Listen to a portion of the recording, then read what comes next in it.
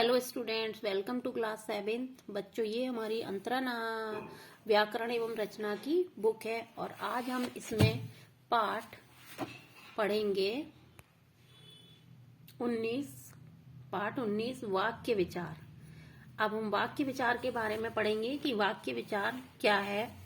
ठीक है, तो सबसे पहले देखिए, जब भी हम पाठ शुरू करते हैं तो उसमें सबसे पहले हमें उदाहरण दिखाई देते हैं। ठीक है, तो सबसे पहले हम पढ़ते हैं। दो चित्र दिखाई दिए हैं, अब उनके नीचे क्या लिखा हुआ है वो सबसे पहले हम पढ़ेंगे और उसको समझेंगे। हमें पेड़ों की रक्षा करनी चाहिए।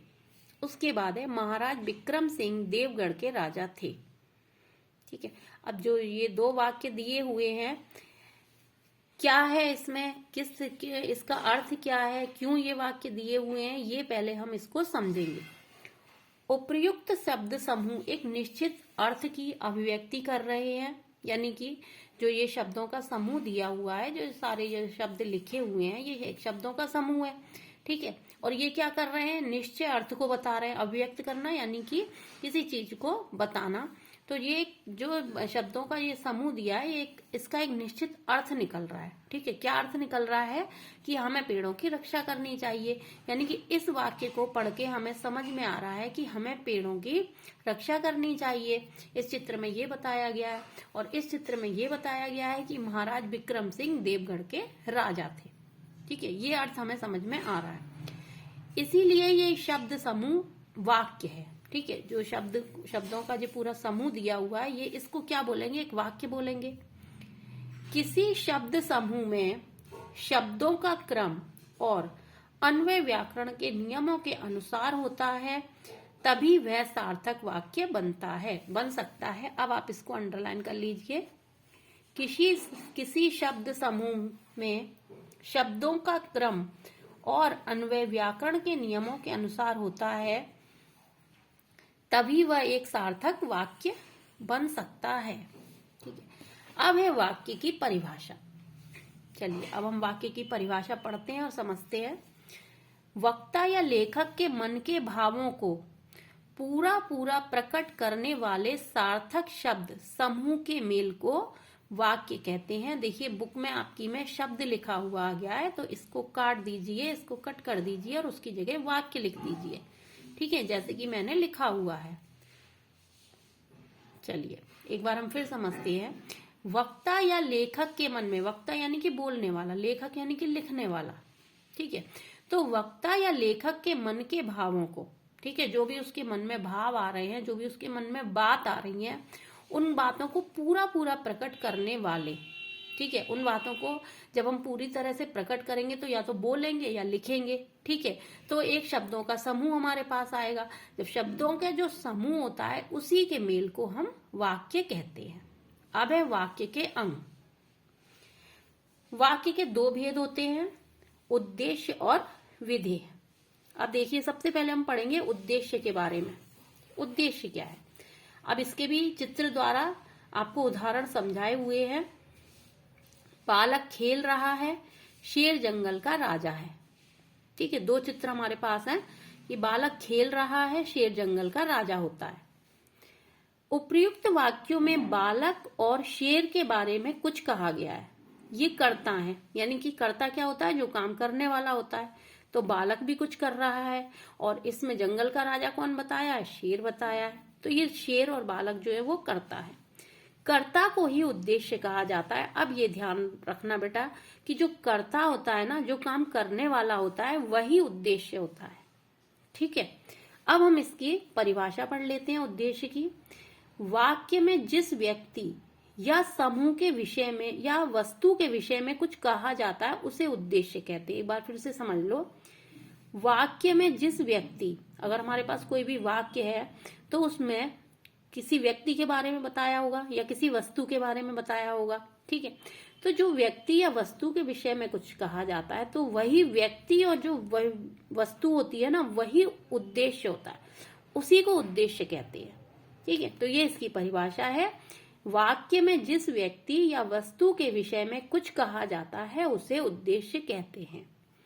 तो ये हमने उद्देश्य के बारे में सारा पढ़ा और आपको बहुत अच्छे से समझ में आ गया होगा कि उद्देश्य किसे कहते हैं। अब हम पढ़ेंगे विधेय के बारे में। अब देखिए, अब हम पढ़ते हैं विधेय के बारे में। एक बात आपको और बता दूं कि आपने इंग्लिश में ग्रामर में भी पढ़ा होगा सेंटेंस के बारे में, ठीक है, सब्जेक्ट और प्रेडिकेट, ठीक है, ये सब्जेक्ट और प्रेडिकेट जो आप पढ़ते हो वही होता है, ठीक है, उद्देश्य और विधेय। उद्देश्य यानी कि सब्जेक्ट और प्रेडिकेट यानी कि विधेय, ठीक है। चलिए अब हम विधेय के बारे में पढ़ते हैं। अब इसके सबसे पहले देखिए, इसमें भी उदाहरण दिए हुए हैं।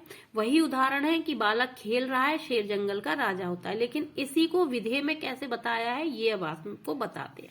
अब देखिए, इसमें दिया हुआ है कि बालक खेल रहा है, शेर जंगल का राजा होता है। वहां पर बालक जो लिखा था वो रंगीन चित्र, बालक में जो कलर दिया था, ठीक है, वो बालक चित्र में दिया, बालक शब्द में दिया था, और शेर को भी शेर जो लिखा हुआ था वो भी कलर वाले पेन से लिखा हुआ था। अब यहाँ पर किससे लिखा हुआ है? खेल रहा है, ये कलर में लिखा हुआ है, और जंगल का राजा होता है ये भी कलर से लिखा गया है, ठीक है, रेड कलर से लिखा गया है।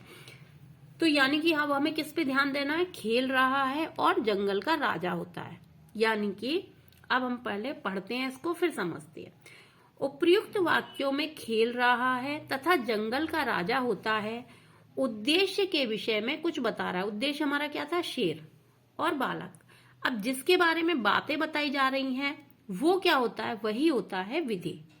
उद्देश्य के विषय में कुछ बता रहे हैं, उद्देश्य के विषय में कुछ कहने वाले शब्द विधेय कहलाते हैं। या आप इसको अंडरलाइन कर लीजिए, इसलिए आपको अच्छे तरह से याद रहेगा। उद्देश्य के विषय में कुछ कहने वाले शब्द विधेय कहलाते हैं, ठीक है। अब इसकी हम परिभाषा पढ़ लेते हैं। वाक्य में उद्देश्य के बारे में जो कुछ भी कहा जाए उसे विधेय कहते हैं, ठीक है। ये हो गई विधेय की परिभाषा, और यहां पर हमने पढ़ी थी पहले उद्देश्य की परिभाषा। अब हम उद्देश्य का विस्तार। अब उद्देश्य का विस्तार कैसे होता है? ये तो उद्देश्य और विधेय हो गए, अब उद्देश्य का विस्तार कैसे होगा, ठीक है, वो चलिए वो पढ़ते हैं।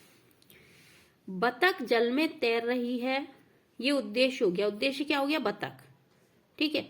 उद्देश्य क्या है हमारा? बतख जल में तैर रही है, ये एक सिंपल वाक्य हो गया, ठीक है। उद्देश्य मतलब उद्देश्य इसमें दिखा दिया कि बतख है, जल में तैर रही है, विधेय हो गया। अब उद्देश्य का विस्तार कैसे करेंगे ये देखिए।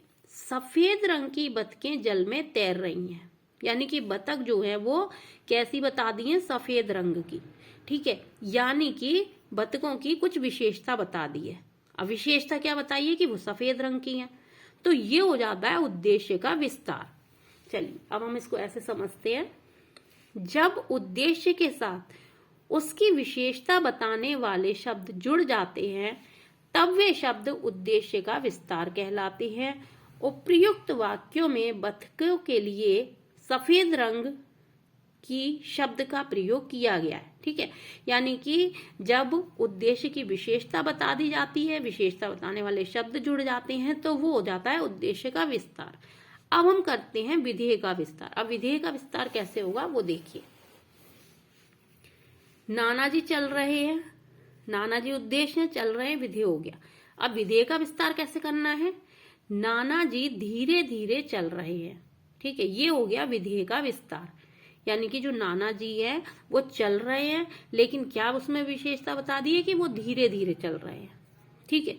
तो ये हो गया विधेय का विस्तार। जो शब्द क्रिया के कर्म का विशेषण, कर्म या विशेषण होती है, ठीक है। क्रिया है, क्रिया तो ये है कि चलना, और उसमें कर्म क्या बता दिया है? धीरे धीरे, ठीक है। मतलब चलना है तो उसमें जो चल रहे हैं वो किस तरीके से चल रहे हैं? धीरे धीरे चल रहे हैं, क्योंकि कर्म हो गया, ठीक है। या फिर विशेषण बता दें, ठीक है, विशेषण अगर उसमें बता दिया तो वो होता है विधेय का विस्तार। उपर्युक्त वाक्य में चल रहे के साथ क्रिया की विशेषता धीरे धीरे, क्रिया की विशेषता क्या बता दी है? धीरे धीरे, ठीक है। तो ये हो गया विधेय का विस्तार। अब उसके बाद हम पढ़ेंगे वाक्य के भेद। तो सबसे अभी आपको वाक्य किसे कहते हैं? वाक्य के अंग, ठीक है, और वाक्य के अंग, उद्देश्य और विधेय के बारे में समझा आपने। उसके बाद उद्देश्य का विस्तार कैसे होता है, विधेय का विस्तार कैसे होता है, ये हर सारी चीजें हमने पढ़ी और समझी। अब इसके बाद हम कल वाक्य के भेद पढ़ेंगे, जो कि रचना के आधार पर और अर्थ के आधार पर होते हैं। तो ओके बेटा, तो आप अब इसको एक बार फिर से अपने इस चैप्टर की रीडिंग करेंगे और इसे समझेंगे। ओके, चलिए बाय।